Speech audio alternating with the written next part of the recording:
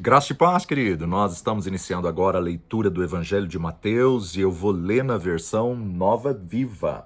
Nova Bíblia Viva, uma versão contemporânea, uma versão muito interessante e nada melhor do que os 4 evangelhos, né? Os 4 evangelhos são fabulosos, sensacionais. Acompanha comigo a leitura aí, Evangelho segundo Mateus, capítulo 1. Estes são os antepassados de Jesus Cristo, filho de Davi, filho de Abraão. Abraão foi pai de Isaque, Isaque foi o pai de Jacó, e Jacó o pai de Judá e seus irmãos. Judá foi o pai de Pérez e Zerá, e a mãe deles foi Tamar. Pérez foi o pai de Esrom, Esrom foi o pai de Arão. Arão foi o pai de Aminadab, Aminadab foi o pai de Naasson.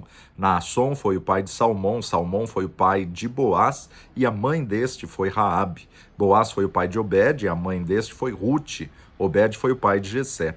Jessé foi o pai do rei Davi, Davi foi o pai de Salomão, e a mãe deste foi a viúva de Urias. Salomão foi o pai de Roboão, Roboão foi o pai de Abias, Abias foi o pai de Asa. Asa foi o pai de Josafá, Josafá foi o pai de Jorão, Jorão foi o pai de Uzias. Uzias foi o pai de Jotão, Jotão foi o pai de Acás, Acás foi o pai de Ezequias. Ezequias foi o pai de Manassés, Manassés foi o pai de Amon, Amon foi o pai de Josias. Josias foi o pai de Jeconias e seus irmãos, nascidos na época do exílio na Babilônia.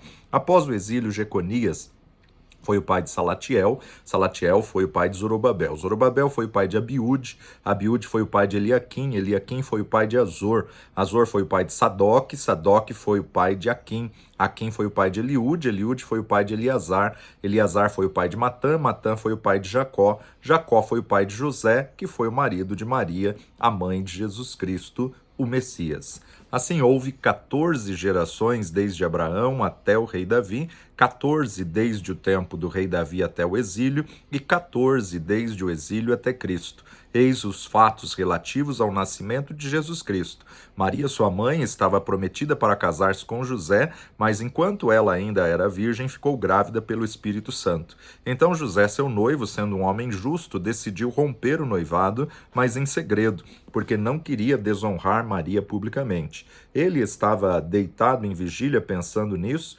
depois dormiu e teve um sonho. Viu um anjo do Senhor de pé ao seu lado, que disse: José, filho de Davi, não tenha medo em tomar Maria como sua esposa, pois a criança que está no seu ventre foi concebida pelo Espírito Santo. E ela dará à luz um filho que será chamado Jesus, porque ele salvará o seu povo dos pecados deles. Isso aconteceu para que se cumprisse a mensagem que o Senhor tinha dito pelo seu profeta.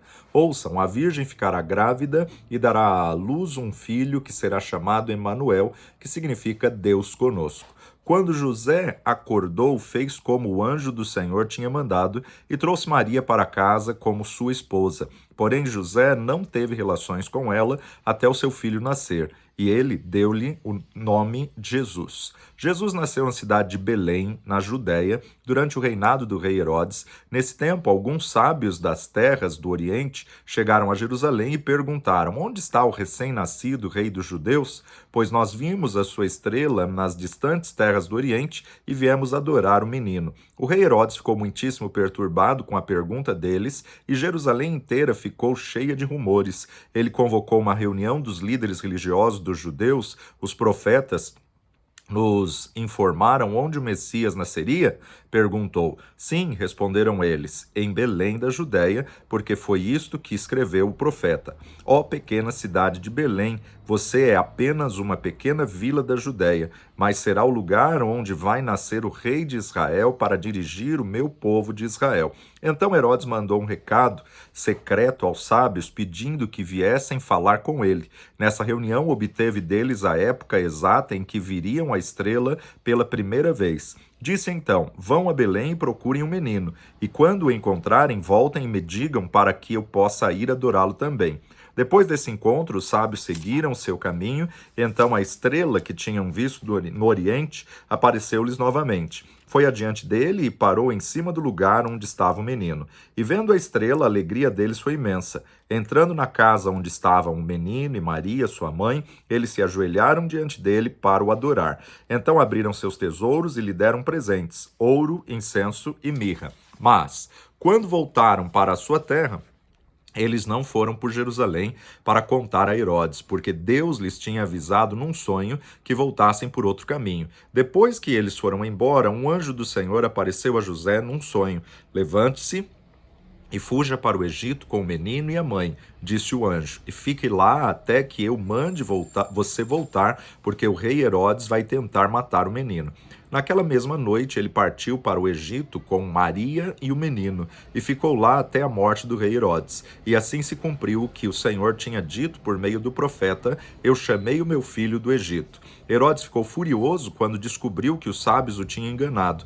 Mandando soldados a Belém, ele ordenou que matassem todos os meninos de 2 anos de idade para baixo, tanto na cidade como nos arredores, de acordo com a informação que havia obtido dos sábios. Essa ação brutal de Herodes cumpriu a profecia de Jeremias. Houve-se um choro triste, amargo em Ramá. Raquel está chorando pelos seus filhos. Ela não quer ser consolada, porque todos os seus filhos já não existem. Quando Herodes morreu, um anjo do Senhor apareceu em sonho a José no Egito e lhe disse: levante-se e leve o menino e a sua mãe de volta à terra de Israel, porque aqueles que estavam procurando matar o menino já morreram. Assim, ele voltou imediatamente para a terra de Israel, levando Jesus e sua mãe.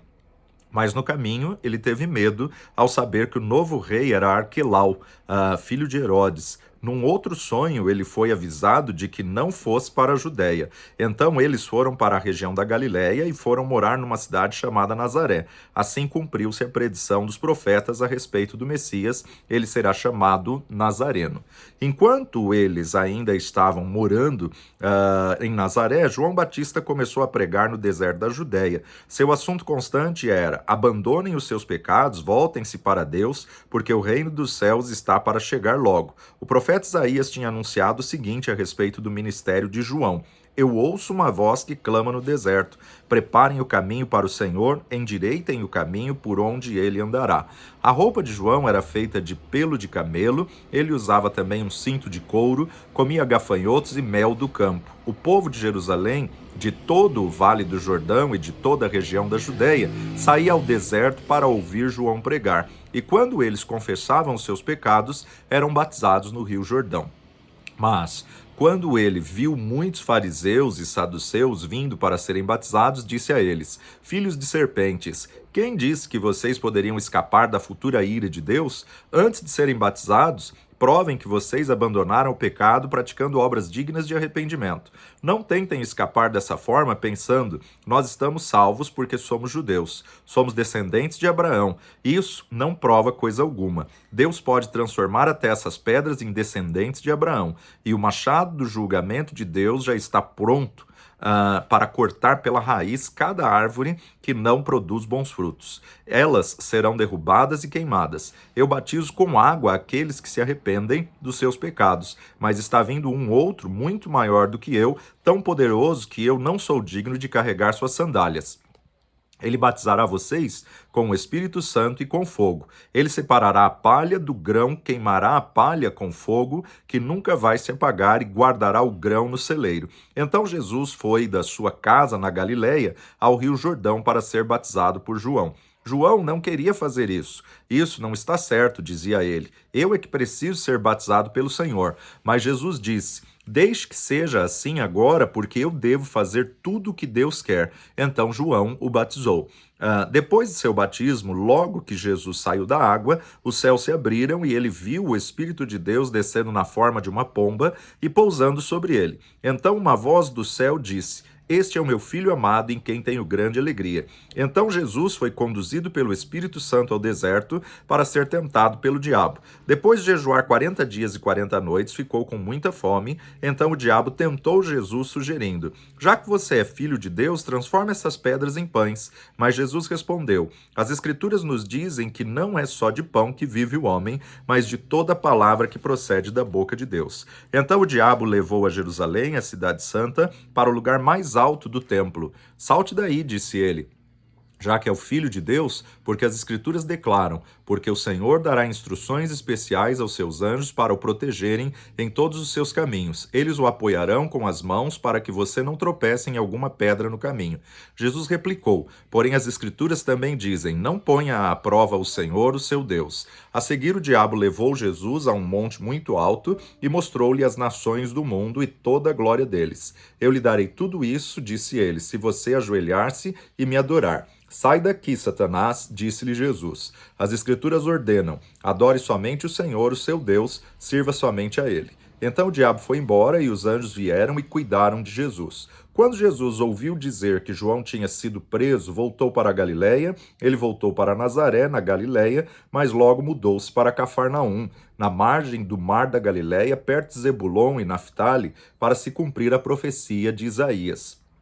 Terra de Zebulon e terra de Naftali, na margem do mar, território além do rio Jordão e a Galiléia superior, onde tantos estrangeiros moram, ouçam. O povo que está andando na escuridão verá uma grande luz. Essa luz vai brilhar e iluminar todos os que vivem na região da sombra da morte. Daí em diante, Jesus começou a pregar: deixem o pecado e voltem-se para Deus, porque o reino dos céus está próximo. Um dia, quando estava andando à beira da praia do mar da Galiléia, Jesus viu dois irmãos, Simão, também chamado Pedro, e seu irmão André. Eles estavam num barco pescando com uma rede, pois eram pescadores por profissão. Jesus gritou: venham comigo e eu lhes mostrarei como se tornar pescadores de homens. No mesmo instante, eles deixaram as suas redes e o seguiram. Um pouco mais adiante, na praia, ele viu outros dois irmãos, Tiago e João, sentados num barco com Zebedeu, o pai deles, consertando as suas redes, e ele os chamou para que viessem também. Os dois irmãos pararam de trabalhar na mesma hora e, deixando o pai, seguiram Jesus. Jesus ia por toda a Galiléia, ensinando nas sinagogas dos judeus e pregando por toda a parte as boas novas acerca do reino dos céus, ia curando toda espécie de mal e doenças entre o povo. A notícia dos seus milagres espalhou-se além das fronteiras da Galiléia, de tal modo que começou a vir gente para ser curada, até mesmo de regiões distantes, como a Síria. Qualquer doença ou sofrimento, se estivessem endemoniados, fossem epiléticos ou paralíticos, ele curava todos. Multidões enormes o seguiam, gente da Galiléia, de Decápolis, de Jerusalém, de toda a Judéia e até do outro lado do rio Jordão. Um dia, quando as multidões estavam reunidas, Jesus subiu à encosta do monte com seus discípulos, sentou-se e ensinava a todos ali, dizendo: felizes são os humildes, porque o reino dos céus é dado a eles. Felizes são os que choram, porque serão consolados. Felizes são os mansos, porque receberão a terra por herança. Felizes os que têm fome e sede de justiça, porque serão satisfeitos. Felizes os que são misericordiosos, porque Deus mostrará a eles a sua misericórdia. Felizes os que têm um coração puro, porque verão a Deus. Felizes aqueles que procuram promover a paz, pois serão chamados filhos de Deus. Felizes aqueles que são perseguidos por serem justos, pois deles é o reino dos céus. Felizes serão vocês quando forem maltratados, perseguidos e caluniados por serem meus seguidores. Fiquem contentes com isso. Fiquem muito contentes, porque uma grandiosa recompensa espera vocês lá nos céus. E lembrem-se, os profetas antigos foram perseguidos antes de vocês. Vocês são o sal da terra. Se o sal perder o seu sabor, como restaurá-lo-á? Não servirá para coisa alguma, a não ser para ser jogado fora e ser pisado pelos homens. Vocês são a luz do mundo. Uma cidade sobre um monte não pode ser escondida. Ninguém acende uma lamparina e a coloca debaixo de uma vasilha. Pelo contrário, ela é colocada num lugar adequado e, desse modo, brilha para todos. Assim também a luz de vocês deve brilhar diante dos homens, para que vejam as boas obras de vocês e louvem o Pai de vocês que está nos céus. Não entendam de modo errado a razão da minha vida. Não vim abolir a lei de Moisés e as advertências dos profetas. Eu vim para cumprir a lei. Eu afirmo a vocês, enquanto existirem céus e terra, a menor letra ou menor traço da lei continuará de pé até que o seu objetivo seja alcançado. E assim, se alguém quebrar o menor mandamento e ensinar outros a fazê-lo também, ele será o menor no reino dos céus. Mas aqueles que ensinam as leis de Deus e as praticam serão grandes no reino dos céus. Porém eu advirto a todos, a menos que vocês tenham justiça melhor que a dos fariseus e mestres da lei, não poderão de maneira alguma entrar no reino dos céus. De acordo com a lei de Moisés, a regra é: não mate, se você matar, deve ser julgado. Porém, eu digo que basta que vocês fiquem com raiva, mesmo que seja do seu irmão, e serão julgados. Se vocês chamarem um amigo de tolo, serão levados perante o tribunal. E se amaldiçoarem alguém, correm o risco de ir para as chamas do inferno. Portanto, se você estiver diante do altar no templo oferecendo um sacrifício a Deus e de repente se lembrar de que seu irmão tem alguma coisa contra você, deixe seu sacrifício ali, ao lado do altar, vá e faça as pazes com ele, depois volte e ofereça o seu sacrifício a Deus. Chegue depressa a um acordo com seu inimigo antes que seja tarde demais e ele o arraste ao tribunal. Lá você será entregue ao juiz que o entregará ao carcereiro, para que seja lançado na prisão como devedor. Eu lhe garanto que você ficará ali até pagar o último centavo. A lei de Moisés diz: não cometa adultério. Porém eu digo: qualquer um que olhar para uma mulher e desejar possuí-la em seu coração já cometeu adultério com ela. Portanto, se o seu olho, o olho com o qual você enxergar melhor, faz você pecar, arranque-o e atire-o para longe. É melhor que seja destruída uma parte de você do que o corpo todo ser lançado no inferno. E se a sua mão, até mesmo a sua mão direita, faz você pecar, corte-a e jogue-a fora. É melhor perder uma parte do seu corpo do que ir todo ele para o inferno. A lei de Moisés diz: se alguém quiser divorciar-se de sua esposa, deverá entregar-lhe um documento de divórcio. Porém, eu digo que se um homem se divorciar de sua esposa, a não ser por causa de infidelidade, faz com que ela, casando-se de novo, cometa adultério. E aquele que se casar com ela também comete adultério. Vocês ouviram o que está escrito na lei de Moisés? Você não deve quebrar seus juramentos diante do Senhor, e sim cumprir todos eles. Porém eu digo: não façam juramentos de forma alguma. Até mesmo dizer juro pelo céu é um voto sagrado a Deus, porque os céus são o trono de Deus. E se vocês disserem juro pela terra, isso é um voto sagrado, porque a terra é para Deus o estrado de seus pés. E não jurem por Jerusalém, porque Jerusalém é a cidade do grande rei. Nem mesmo digam, juro pela minha cabeça, porque vocês não podem tornar um cabelo branco ou preto. Digam simplesmente, sim, eu farei, ou não, eu não farei. Sua palavra basta. O que passar disso vem do maligno. A lei de Moisés diz: se um homem arrancar o olho de um outro, deve pagar com seu próprio olho. Se um dente for arrancado, que seja arrancado da mesma forma o dente daquele que fez isso. Porém eu digo: não resistam ao perverso, se lhe baterem na face direita, apresente a outro também. Se você for levado ao tribunal e lhe tomarem a túnica, dê a eles também a capa. Se um soldado exigir que você carregue a mochila dele por 1 quilômetro, carregue-a por 2 quilômetros. Dê-a àquele que lhe pede e não fuja daqueles que querem tomar emprestado de você. Há um ditado assim: ame o seu próximo e odeie seus inimigos. Porém eu digo, amem os seus inimigos, orem por aqueles que vos perseguem. Dessa forma, vocês estarão agindo como verdadeiros filhos do seu Pai que está nos céus. Porque ele envia a luz do sol tanto sobre os maus como sobre os bons, e derrama a chuva sobre os justos e sobre os injustos. Se vocês amarem apenas aqueles que amam vocês, que adianta isso? Até mesmo os cobradores de impostos fazem isso. E se vocês forem amigos apenas dos seus amigos, em que são diferentes de qualquer outro, até mesmo os pagãos fazem isso. Mas vocês devem ser perfeitos como seu Pai Celestial é perfeito. Cuidado, não pratiquem as suas boas obras publicamente para serem admirados, porque assim vocês não receberão nenhuma recompensa do seu Pai Celestial. Quando derem esmola, não fiquem contando a todo mundo a respeito disso, como fazem os hipócritas, tocando trombetas nas sinagogas e nas ruas, chamando atenção para os seus atos de caridade. Verdadeiramente eu digo, eles já receberam toda a sua recompensa. Mas quando vocês fizerem um favor a alguém, façam-no secretamente.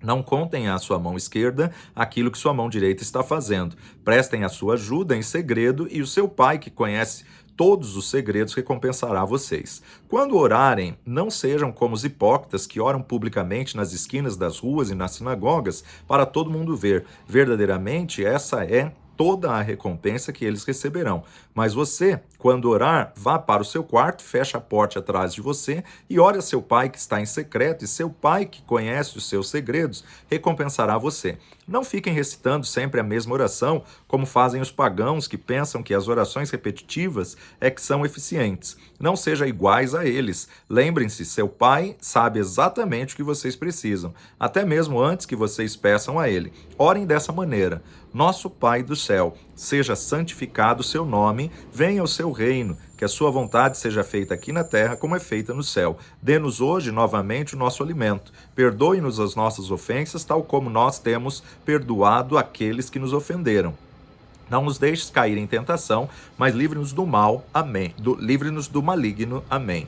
Seu Pai Celeste perdoará a vocês se vocês perdoarem a aqueles que pecarem contra vocês. Mas se vocês se recusarem a perdoá-los, o Pai Celestial também não perdoará a vocês. Quando jejuarem, não façam isso publicamente como os hipócritas, que procuram parecer abatidos e desarrumados para serem notados pelos outros. Verdadeiramente, essa é a única recompensa que eles terão. Mas, quando você estiver jejuando, lave o rosto e penteie o cabelo de tal maneira que ninguém perceba que você está em jejum, e sim apenas o seu Pai que conhece todos os segredos, e ele recompensará você.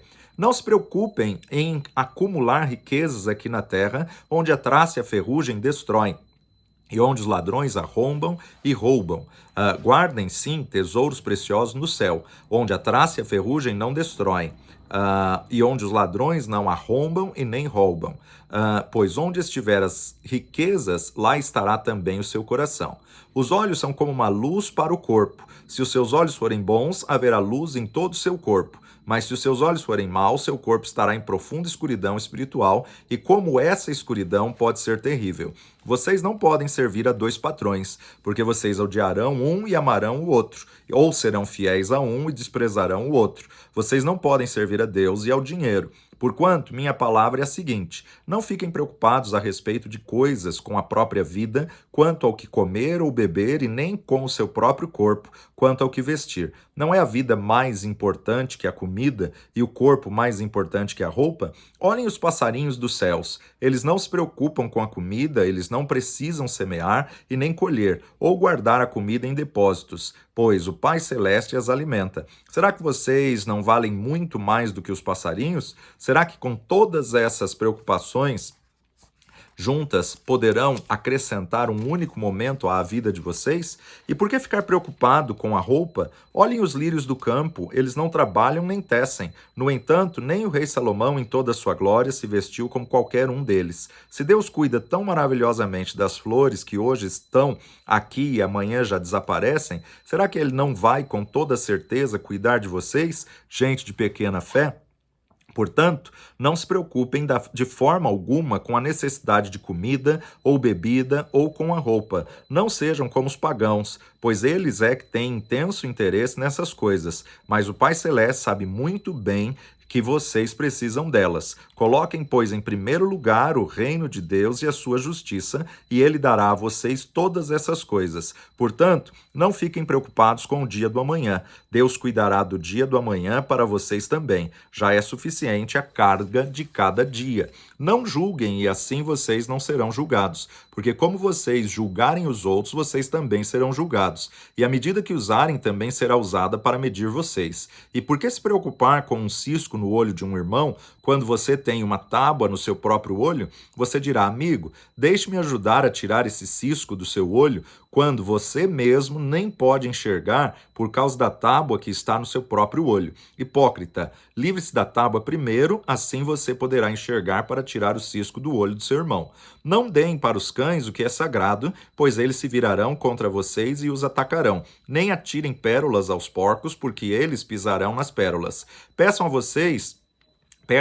e vocês receberão aquilo que pedirem. Procurem e vocês acharão. Batam e a porta se abrirá. Pois todo aquele que pede recebe, qualquer um que procura acha. Se vocês baterem, a porta será aberta. Se um filho pedir ao pai um pão, receberá uma pedra em seu lugar? Se ele pedir peixe, receberá uma serpente venenosa? Claro que não. E se vocês, que têm um coração duro e são pecadores, sabem dar bons presentes aos seus filhos, quanto mais o seu Pai que está nos céus dará seguramente coisas boas àqueles que lhe pedirem. Façam aos outros aquilo que vocês querem que eles façam a vocês. Isto é, em poucas palavras, o ensino da lei de Moisés e dos profetas. Só se pode entrar no céu pela porta estreita. O caminho que leva para a perdição é amplo e a sua porta é bastante larga. Multidões escolhem passar por ela, mas a porta que leva à vida é estreita e o caminho é apertado, e poucos o encontram. Cuidado com os falsos profetas que vêm disfarçados em peles de ovelhas, mas são lobos devoradores. Vocês podem descobri-los de maneira como agem, assim como podem identificar uma árvore pelo seu fruto. Vocês nunca confundirão uma videira com um espinheiro, ou figos com ervas daninhas. As diversas qualidades de árvores frutíferas podem ser rapidamente identificadas pelos seus frutos. Uma árvore boa nunca dá frutos que não se podem comer, e uma árvore que sempre dá frutos ruins não pode dar um fruto que se pode comer. Por isso, as árvores que dão frutos que não se podem comer são cortadas e atiradas no fogo. Assim, o meio de identificar uma árvore ou uma pessoa é pela qualidade dos seus frutos. Nem todo aquele que se refere a mim como Senhor entrará no reino dos céus. A questão decisiva é se a pessoa faz a vontade do meu Pai que está nos céus. No dia do juízo, muitos me dirão: Senhor, Senhor, não profetizamos a seu respeito e usamos o seu nome para expulsar demônios e para fazer muitos milagres? Mas eu responderei: vocês nunca foram meus. Vão embora, porque as suas obras são más. Todos os que ouvem os meus ensinos e os praticam são ajuizados, como um homem que constrói a sua casa na rocha sólida. Embora a chuva caia em torrentes, as enchentes subam e os ventos de tempestade soprem contra a sua casa, ela não cairá, porque esta está construída sobre a rocha. Mas aqueles que ouvem os meus ensinos e não obedecem são insensatos, como um homem que constrói sua casa sobre areia. Porque quando as chuvas e as enchentes vierem e os ventos de tempestade soprarem contra a sua casa, ela cairá fazendo um barulho medonho. As multidões ficaram maravilhadas com o ensino de Jesus, porque ele ensinava como alguém que tinha grande autoridade e não como os mestres da lei.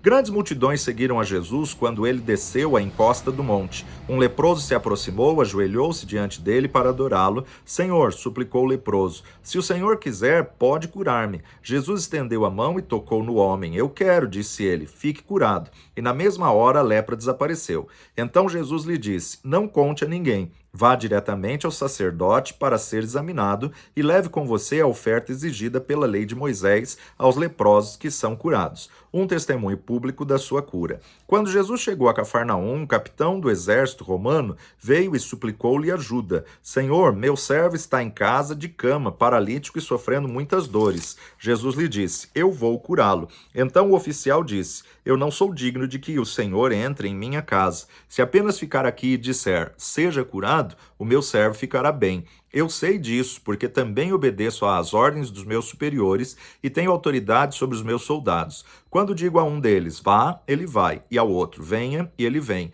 e ao meu servo, faça isso ou aquilo, e ele faz. Por isso, sei que o Senhor tem autoridade para dizer à doença dele que saia, e ela sairá. Jesus ficou maravilhado, voltando-se para a multidão, disse, eu ainda não vi uma fé assim em toda a terra de Israel. E eu digo isto a vocês, muitos que não são judeus virão do Oriente e do Ocidente e se sentarão no reino dos céus com Abraão, Isaque e Jacó. E muitos israelitas serão lançados para fora na escuridão, no lugar de choro e ranger de dentes. Então Jesus disse ao oficial romano, vá para casa, aquilo em que você tinha fé já aconteceu. E o rapaz foi curado naquela mesma hora. Quando Jesus chegou à casa de Pedro, a sogra de Pedro estava de cama com febre, mas quando Jesus pegou a mão dela, a febre passou. Ela se levantou e começou a servi-los. Naquela tarde foram trazidas a Jesus diversas pessoas endemoniadas, e quando ele falava apenas uma palavra, todos os demônios eram expulsos e todos os doentes eram curados. Isso cumpriu a profecia de Isaías. Ele tomou sobre si as nossas enfermidades, ele mesmo carregou as nossas doenças.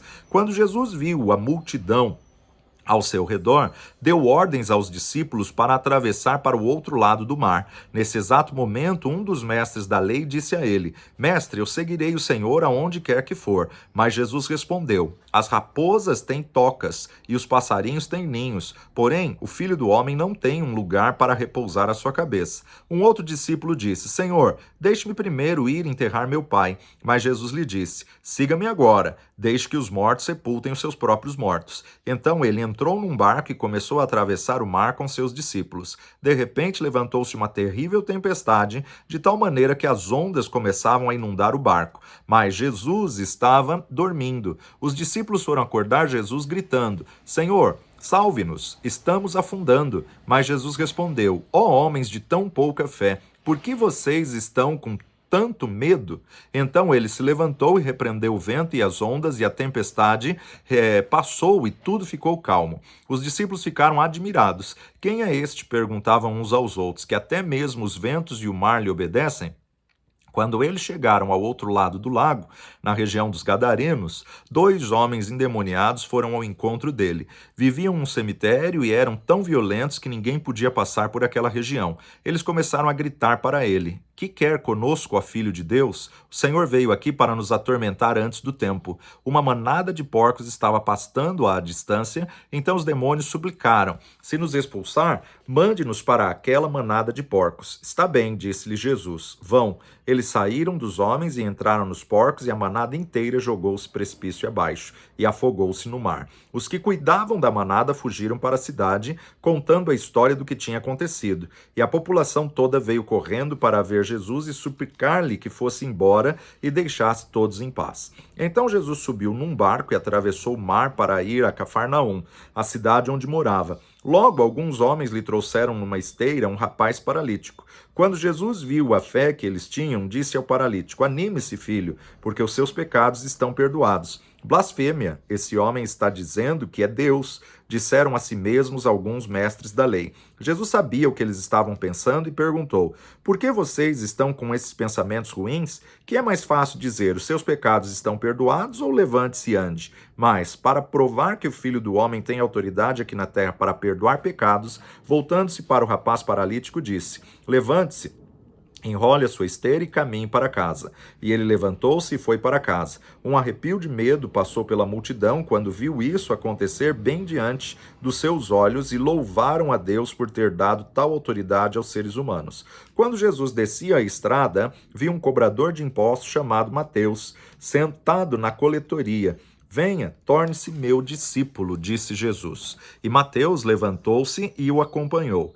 Mais tarde, quando Jesus e seus discípulos almoçavam na casa de Mateus, muitos cobradores de impostos e pecadores estavam lá como convidados. Os fariseus ficaram indignados porque o mestre de vocês come com homens como esses, cobradores de impostos e pecadores? As pessoas que têm saúde não precisam de médico, mas sim os doentes, foi a resposta de Jesus. Depois ele acrescentou: Vão aprender o significado desse versículo da Escritura. Não são os sacrifícios de vocês que me interessam, mas que tenham misericórdia. Meu trabalho aqui na terra é chamar os pecadores e não aqueles que se acham bons para que voltem para Deus. Um dia os discípulos de João Batista vieram a Jesus e perguntaram: Por que os seus discípulos não jejuam, como nós fazemos e como fazem os fariseus? Os convidados do noivo devem chorar enquanto ele está com eles? Perguntou Jesus. Vai chegar o tempo em que o noivo será tirado deles e então jejuarão.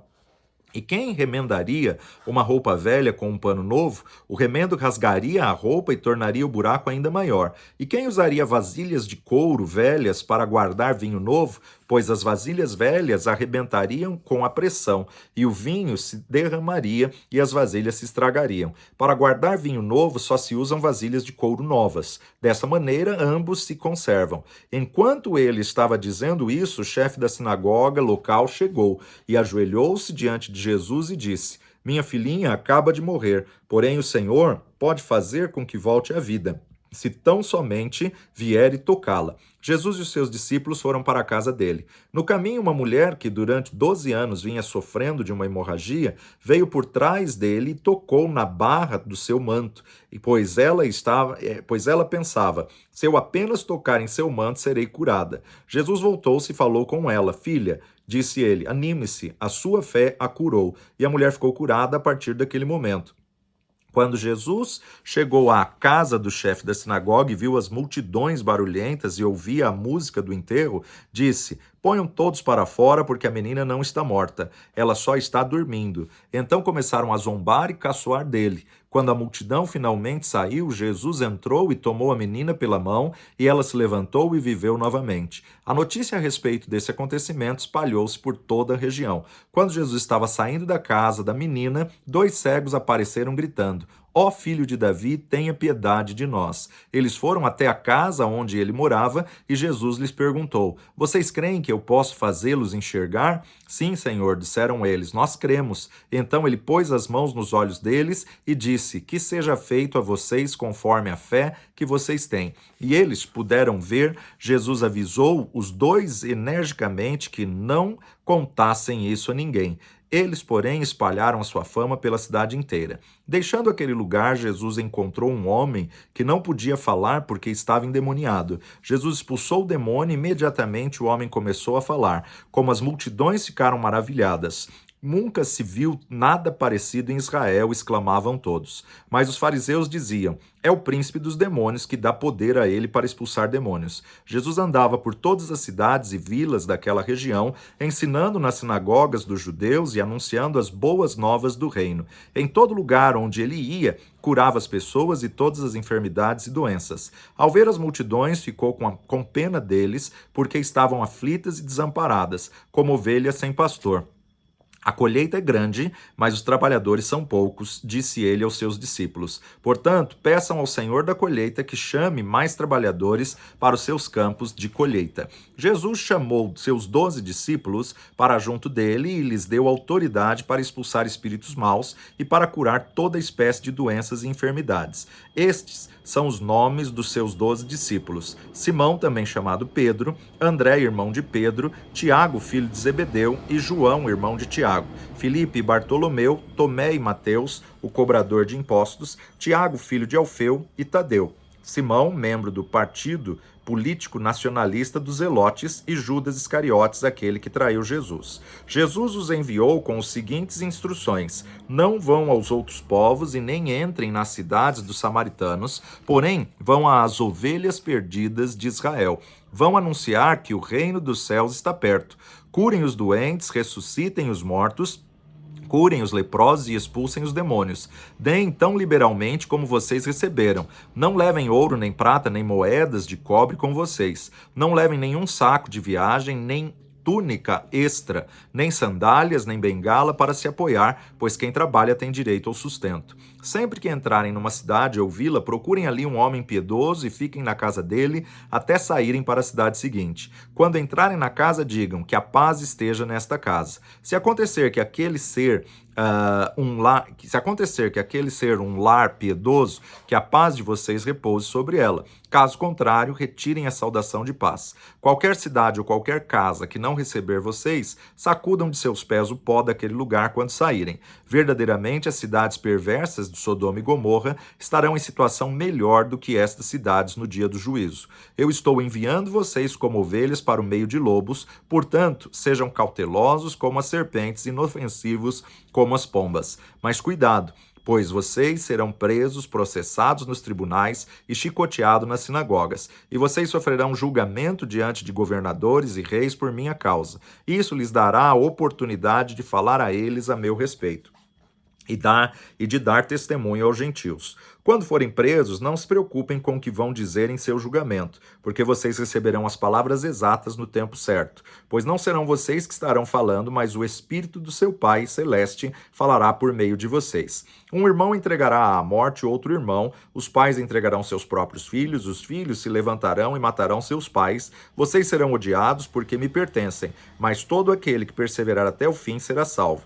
Quando forem perseguidos numa cidade, fujam para outra. Eu voltarei antes de vocês terem percorrido todas elas. Um discípulo não é maior do que seu mestre. Um servo não está acima do seu patrão. O discípulo participa dos problemas do seu mestre. O servo participa das mesmas dificuldades do seu patrão. E se eu, o dono da casa, tenho sido chamado de Beelzebu, quanto mais vocês, membros da família. Mas não tenham medo daqueles que ameaçam vocês, porque está chegando a hora em que A verdade será revelada, tudo o que está escondido será reconhecido. O que eu lhes digo agora, enquanto está escuro, gritem ao vento quando amanhecer. O que é cochichado nos seus ouvidos, proclamem nos telhados. Não tenham medo daqueles que só podem matar o seu corpo, mas não podem tocar na alma de vocês. Antes, temam aquele que pode destruir no inferno tanto a alma como o corpo.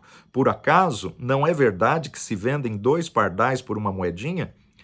No entanto, nenhum deles pode cair no chão sem que o Pai de vocês saiba disso. E até os próprios cabelos da cabeça de vocês estão todos contados. Portanto, não se preocupem, vocês valem mais para ele do que muitos pardais. Se alguém me reconhecer em público, eu o reconhecerei abertamente diante do meu Pai que está nos céus. Mas, se alguém me negar em público, eu o negarei abertamente diante do meu Pai que está nos céus. Não imagine que eu vim trazer a paz à terra. Não vim trazer paz, vim trazer a espada. Eu vim para lançar o homem contra seu pai, e a filha contra sua mãe, e a nora contra sua sogra. Os piores inimigos de um homem estarão justamente dentro da sua própria casa. Quem amar a seu pai e a sua mãe mais do que a mim, não é digno de mim. E se você ama o seu filho ou a sua filha mais do que a mim, não é digno de mim. Se você se recusa a tomar a sua cruz e seguir-me, não é digno de mim. Se você tentar salvar a sua vida, você a perderá, mas se perder por minha causa, você a salvará.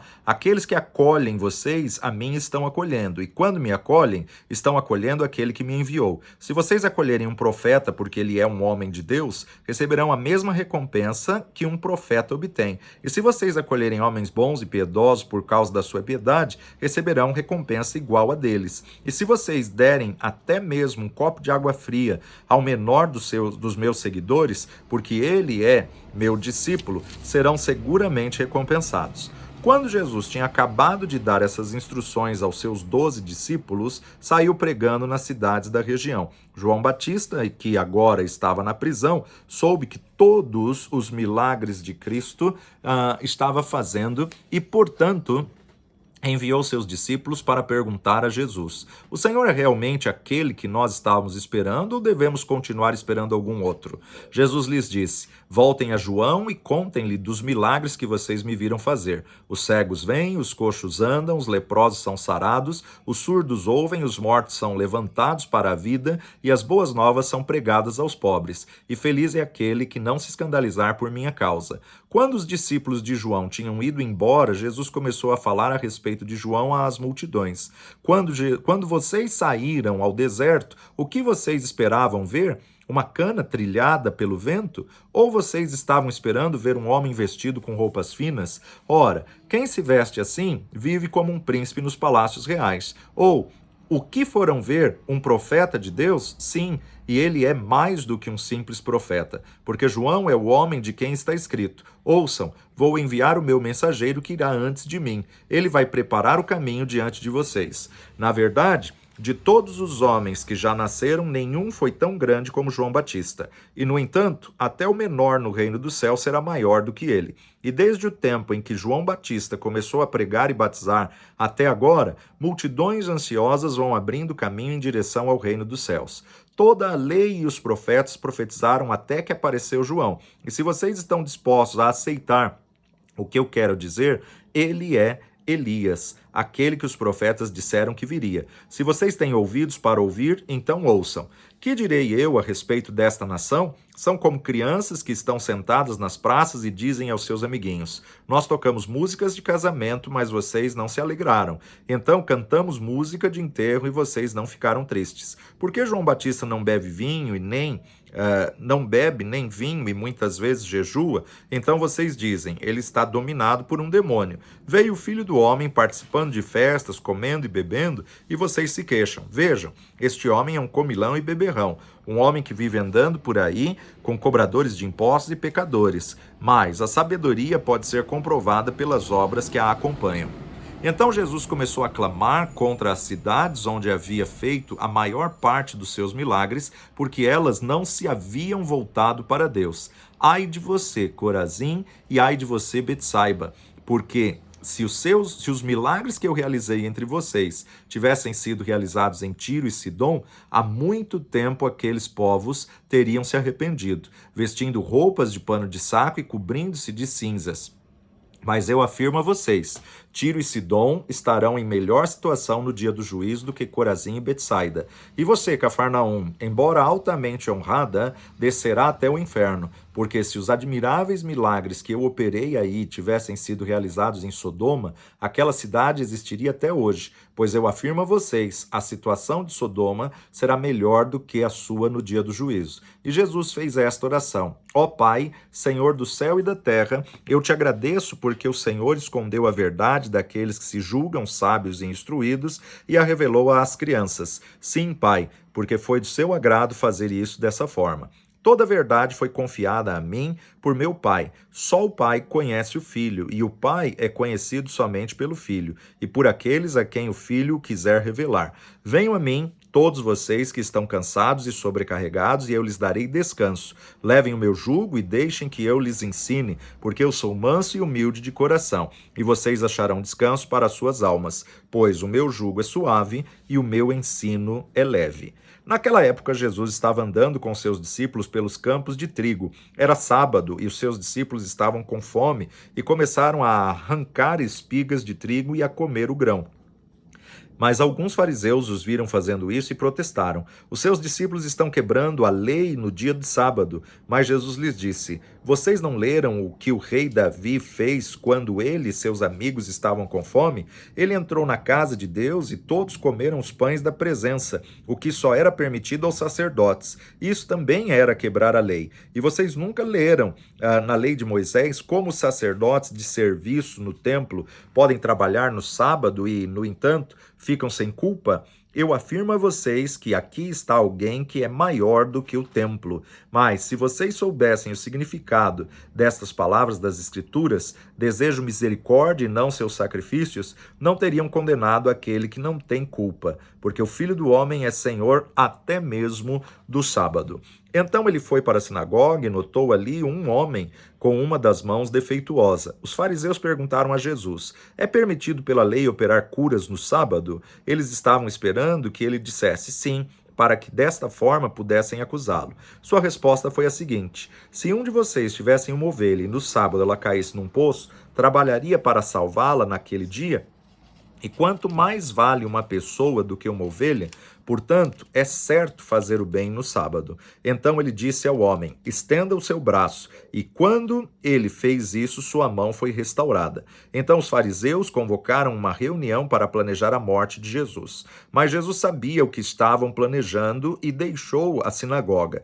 Muita gente veio atrás dele e Jesus curou todos os doentes que havia entre eles, mas advertia-os os curados de que não saíssem contando que os havia curado. Isso cumpriu a profecia de Isaías a respeito dele. Olhem para o meu servo, vejam o meu escolhido. Ele é o meu amado, em quem a minha alma se alegra. Eu vou pôr o meu espírito sobre ele, e ele julgará as nações. Ele não guerreia nem grita, ele não levanta a sua voz. Ele não esmaga o galho que está quebrado e nem apagará a luz que está fraca. A sua justiça vencerá no final, e o seu nome será a esperança de todos os povos. Então um homem possesso de demônios, que era cego e não podia falar, foi trazido a Jesus, que o curou, de modo que o homem podia falar e enxergar. A multidão ficou admirada e exclamava: Será que este homem é o filho de Davi? Mas quando os fariseus ouviram acerca do milagre, disseram: Ele expulsa os demônios por Beelzebu, o príncipe dos demônios. Jesus conhecia seus pensamentos e respondeu: Um reino dividido acaba em ruína. Uma cidade ou uma casa dividida contra si mesma não pode permanecer. E se Satanás está expulsando Satanás, está lutando contra si mesmo e destruindo seu próprio reino. E se vocês acusam, estou expulsando demônios por invocação dos poderes de Beelzebu, então que poder utilizam os outros quando expulsam demônios? Que eles julguem a acusação de vocês. Mas, se eu estou expulsando demônios pelo Espírito de Deus, então o reino de Deus já chegou a vocês. Uma pessoa não pode entrar na casa de um homem forte e roubar os seus bens sem primeiro amarrá-lo. Só então poderá roubar a casa dele.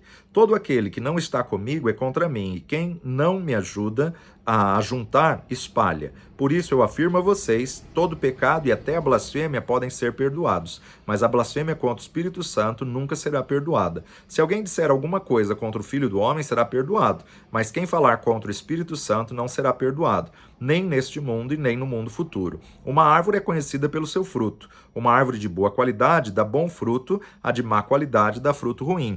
Ó filhos de serpentes, como podem homens maus como vocês falar o que é bom e certo? Pois a boca fala do que está cheio o coração. A palavra de um homem bom revela os ricos tesouros do seu íntimo. Um homem de mau coração está cheio de veneno e a sua palavra revela isso. Mas eu lhes digo, no dia do juízo vocês terão de prestar contas de cada palavra que tiverem falado à toa.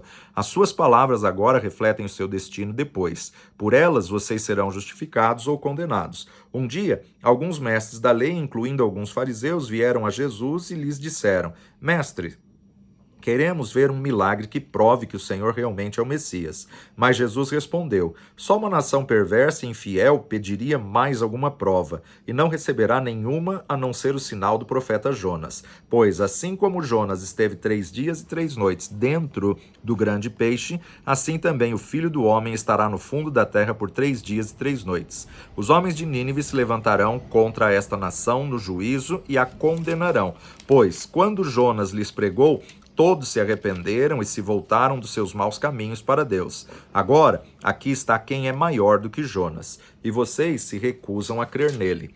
A rainha de Sabá se levantará contra essa nação no juízo e a condenará, pois ela veio de uma terra distante para ouvir a sabedoria de Salomão. E agora, aqui está quem é maior do que Salomão.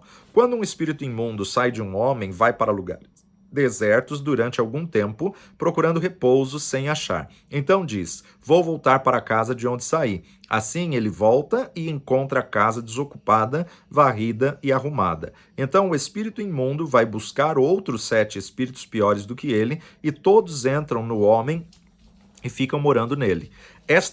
Desta forma, ele fica numa situação pior do que antes. Assim acontecerá a esta geração perversa. Como Jesus Cristo estava falando numa casa cheia de gente, sua mãe e seus irmãos estavam do lado de fora querendo falar com ele. Alguém lhe disse: sua mãe e seus irmãos estão lá fora e querem falar com o Senhor.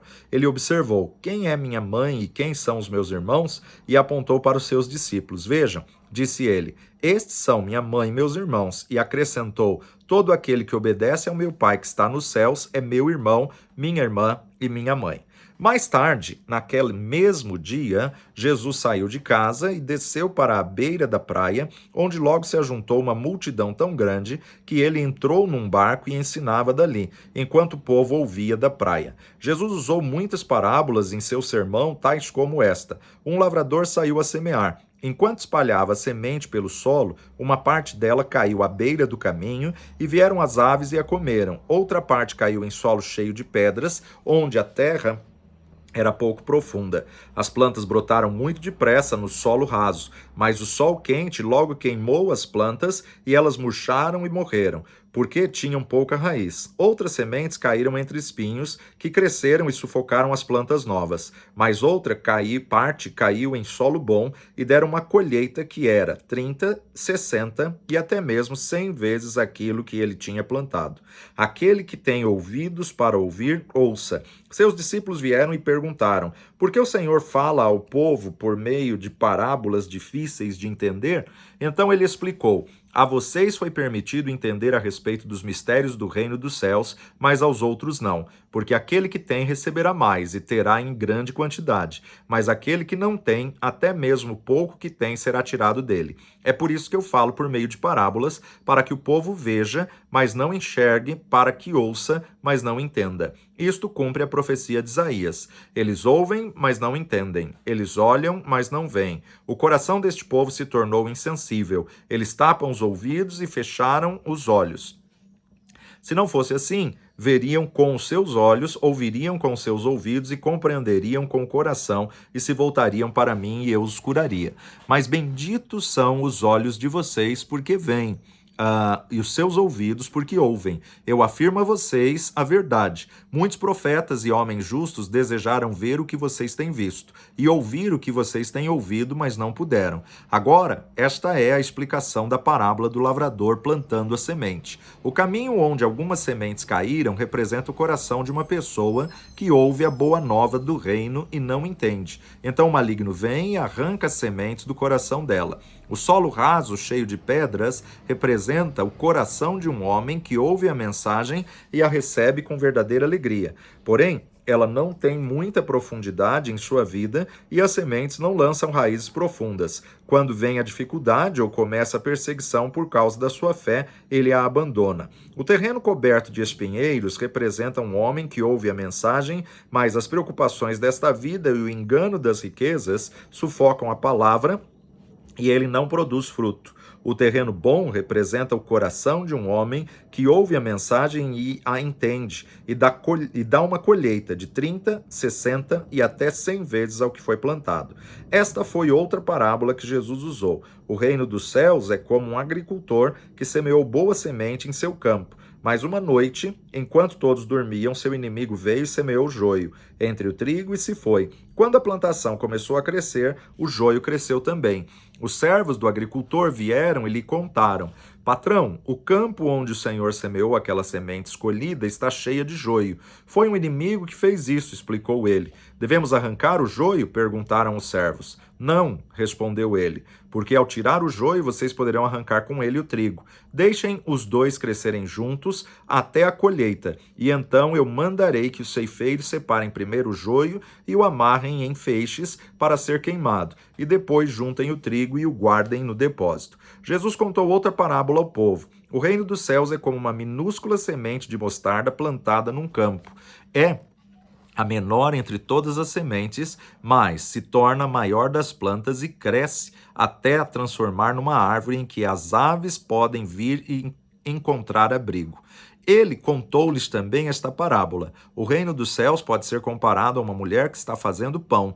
Ela toma uma medida de farinha e mistura o fermento até que ele se espalhe por toda a massa. Jesus usava sempre estas parábolas quando falava à multidão, cumprindo-se assim o que tinha dito pelos profetas.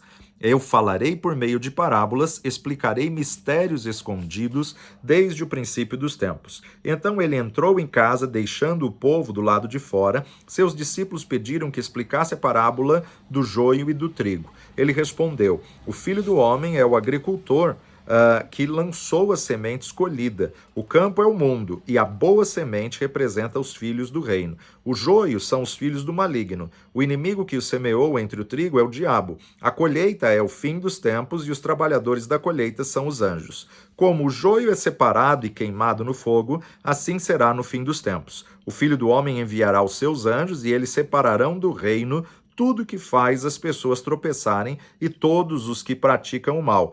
Estes serão lançados na fornalha ardente, onde queimarão. Ali haverá choro e ranger de dentes. Então os piedosos brilharão como o sol no reino de seu Pai. Aquele que tem ouvidos, ouça. O reino dos céus é como um tesouro que um homem descobriu num campo. Na sua alegria, ele vendeu tudo quanto possuía para poder comprar aquele campo. O reino dos céus é como um negociante de pérolas em busca de pérolas escolhidas. Ele descobriu uma pérola de grande valor, foi e vendeu tudo o que tinha para adquiri-la. O reino dos céus pode ser ilustrado por pescadores que lançam a rede na água e juntam peixes de todas as qualidades, bons e ruins. Quando a rede está cheia, eles a arrastam para a praia, sentam-se e separam nos cestos os que servem para comer e jogam fora os ruins. É assim que será no fim dos tempos. Os anjos virão e separarão os ímpios dos piedosos e lançarão os ímpios na fornalha ardente. Ali haverá choro e ranger de dentes. Então Jesus perguntou: Vocês estão entendendo? Sim, disseram eles. Então ele acrescentou: Aqueles que são os mestres da lei e são versados nos assuntos do reino dos céus são como um pai de família que tira o seu tesouro, coisas novas e coisas velhas.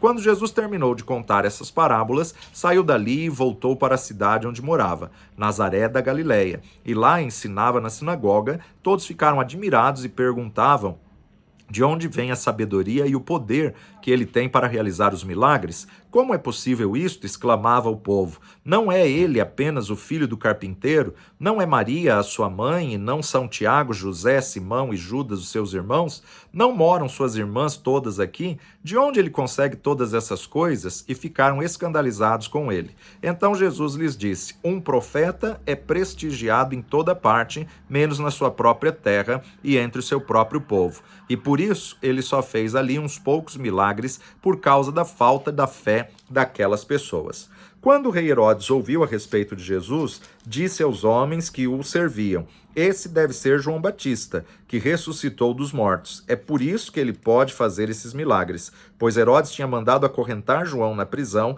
por causa de sua esposa Herodias, esposa de seu irmão Filipe, porque João tinha dito a ele que estava errado casando-se com ela.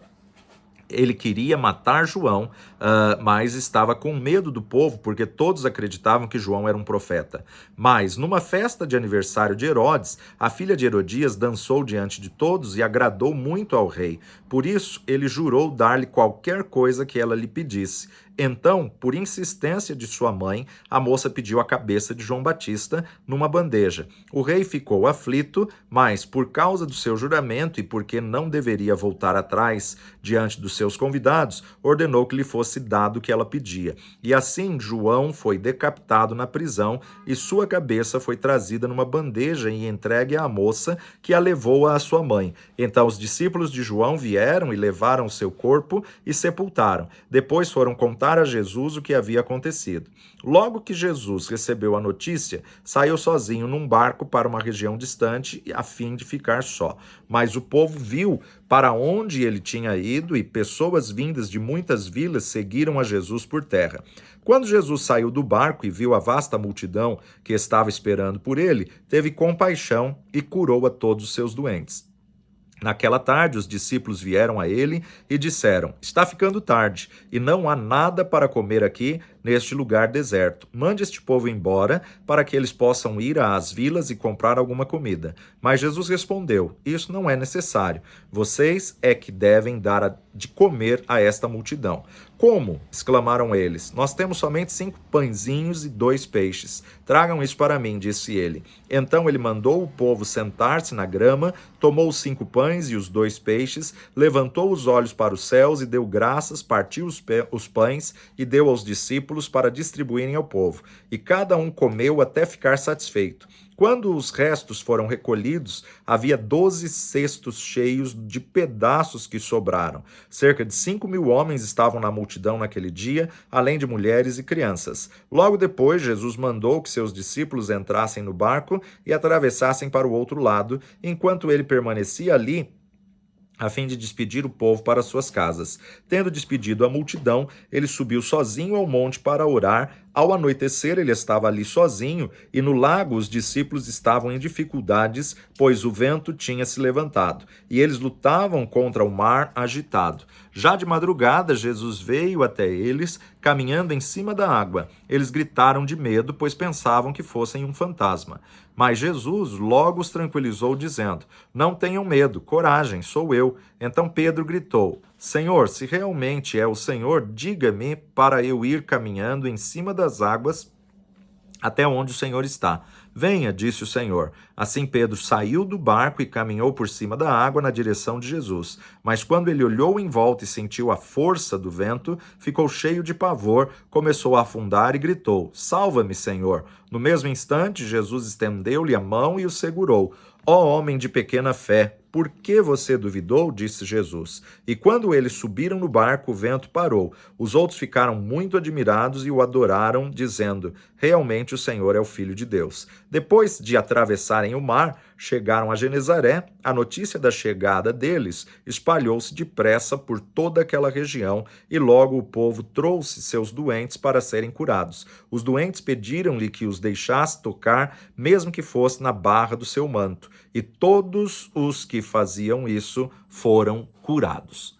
Lemos aqui do capítulo 1 ao capítulo 14 na Bíblia Nova Viva. A Nova Bíblia Viva é a versão que nós estamos lendo, Mateus de 1 ao 14. Na segunda parte, nós estaremos lendo de 15 ao 28. Que Deus te abençoe, vale a pena meditar na verdade da palavra de Deus.